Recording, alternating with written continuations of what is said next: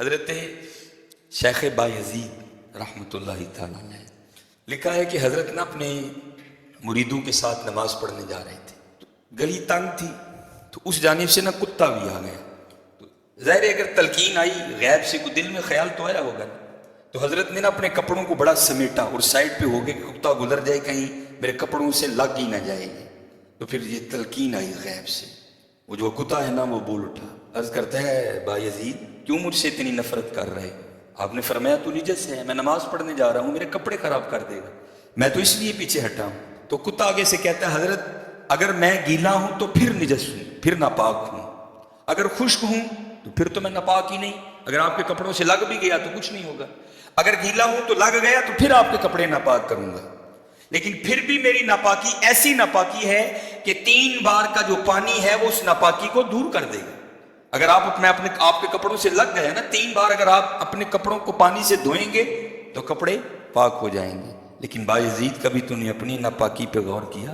میری ناپاکی تو وہ ہے جس کو 3 پانی دور کر دیتے ہیں، لیکن تیری ناپاکی تو وہ ہے جس کو 7 سمندروں کا پانی بھی نہیں دھو سکتا۔ جا کے پہلے اپنی ناپاکی دور کر۔ ہاں حضرت، یہ اندر کی ناپاکی، اور کیونکہ بات ان سب بابوں کی ایک ہوتی ہے، انداز جدا ہوتے ہیں، تو پھر یہی بات حضور بلے شاہ رحمۃ اللہ تعالیٰ نے کس طرح کی؟ آپ فرماتے ہیں پھلاں دا تو عطر بنا، پھلاں دا تو عطر بنا، عطر دا پھر تو کٹ دریا، دریا وچ پھر تو ڈبکیاں لا۔ ذرا بات کی گہرائی تک جانا۔ اللہ عطر کیا ہے؟ تھوڑا سا شیشی پہ لے کے اپنی ہتھیلی پہ لگایا، اس طرح کر کے جسم پہ لگا دیا، جہاں سے گزرو گے وہاں سے بھی پتا چلے گا اس بندے نے عطر لگایا۔ اگر تھوڑی امپورٹنٹ شیشی ہے تھوڑا سا خود پہ سپرے کر لو، جہاں سے گزرو گے وہاں سے بھی پتا چلے گا کس نے عطر لگایا۔ عطر تو اتنا سا بھی ہو تو وہ بو کو دور کر دیتا ہے، ختم کر دیتا ہے وہ، لیکن کتنا گہرا مصرع ہے، پھلاں دا تو عطر بنا، عطر دا پھر تو کٹ دریا، تھوڑا سا لگانا نہیں، پھلاں دا تو عطر بنا، عطر دا پھر تو کٹ دریا، دریا وچ پھر تو ڈبکیاں لا، پھر بھی تیری بو نہیں مکنی، پہلو اپنی میں مکا، پہلو اپنی میں مکا۔ انہوں نے تو بنایا تھا فقیر، چل تو اج تو بعد ساڈا فقیر نہیں لایا، لیکن یہ میں اس نے پھر موقع لایا کر دیا۔ میں حضرت پھلاں دا تو عطر بنا، عطر دا پھر تو کٹ دریا، دریا وچ پھر تو ڈبکیاں لا، پھر بھی تیری بو نہیں مکنی، پہلو اپنی میں مکا۔ اور جس نے مکا لی حضرت اس کا کام بن گیا، وہ تو ہے ہی کریم۔ ہاں، اور کتنے کریم ہیں میں آپ کو بتا نہیں سکتا حضرت۔ یہ ہفتے کی رات تھی، جو پچھلا ہفتہ گزر گیا نا، جس طرح کل ہفتہ آئے گا، یہ بھوٹر میں پروگرام تھا، تو پروگرام پہ گئے، وہاں سے مجھے آتے آتے نا تقریباً 12 بج گئے۔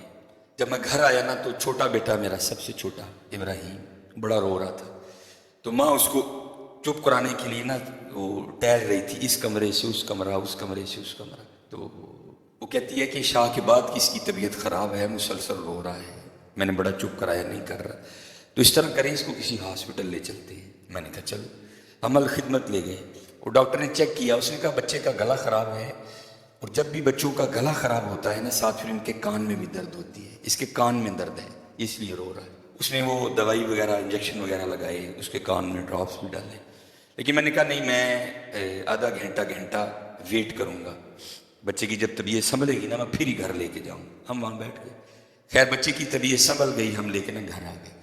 اب ظاہر ہے بچے کی طبیعت خراب تھی، اس کی ماں نے عشاء کی نماز نہیں پڑھی تھی، میں نے فرض اور سنتیں پڑھ لی تھی، وتر اور نوافل میں نے بھی نہیں پڑھے تھے۔ وہ بچہ سو گیا، ہم نے اس کو چارپائی پہ لٹایا، آگے میں نے نماز شروع کر دی، میرے پیچھے میرے بیٹے کی ماں نے نماز شروع کر دی۔ اب میری وطروں کی نا دوسری رکعت تھی، ظاہر ہے ماں بھی یہاں ہی ہوگی، وہ فرض پڑھ رہی تھی، میں وطر پڑھ رہا تھا، یا اس کی تیسری رکعت ہوگی، یا اس کی بھی دوسری ہوگی، یا چوتھی ہوگی۔ اب اس کی نا آنکھ کھل گئی، اس نے بڑی شدت سے رونا شروع کر دیا۔ تو ہر مسئلے کی روح سے آپ نماز توڑ سکتے ہیں، کیونکہ وہ چارپائی سے بس گرنے والا تھا۔ دودھ ابل رہا ہے، بی بی نماز پڑھ رہی ہے، نماز توڑ کے دودھ بچائے۔ کوئی کنویں میں گر رہا ہے، نماز توڑ کے اس کو بچاؤ، پہلے توڑ سکتے تھے، لیکن میں نے کہا نہیں، میں نہیں توڑنی۔ کوئی بات تھا نا حضرت، محبت تو تھی اولاد کی لیکن دل تھوڑا سخت، لیکن ادھر کیا تھا، ادھر ماں تھی حضرت۔ اس نے کیا کیا، اس نے نماز توڑ کے نا بچے کو جا کے چارپائی سے اٹھا کے سینے سے لگا لیا۔ اب میں نے وطروں کی تیسری رکعت پڑھی تو میں مصلی پہ بیٹھ کے نہ میں رو پڑا۔ ہائے، نبی علیہ السلام نے کیا فرمایا کہ اللہ جل شانہ بندے سے 70 ماؤں سے بڑھ کے پیار کرتا ہے. یار اگر ایک ماں کی محبت یہ ہے تو پھر اس کی محبت کیا ہوگی؟ اگر ایک ماں کی محبت یہ ہے کہ اس نے نماز توڑ کے بچے کو سینے سے لگا لیا تو پھر تصور کرو حضرت جو 70 ماؤں سے بڑھ کے پیار کرتا ہے اس کی محبت کیا ہوگی.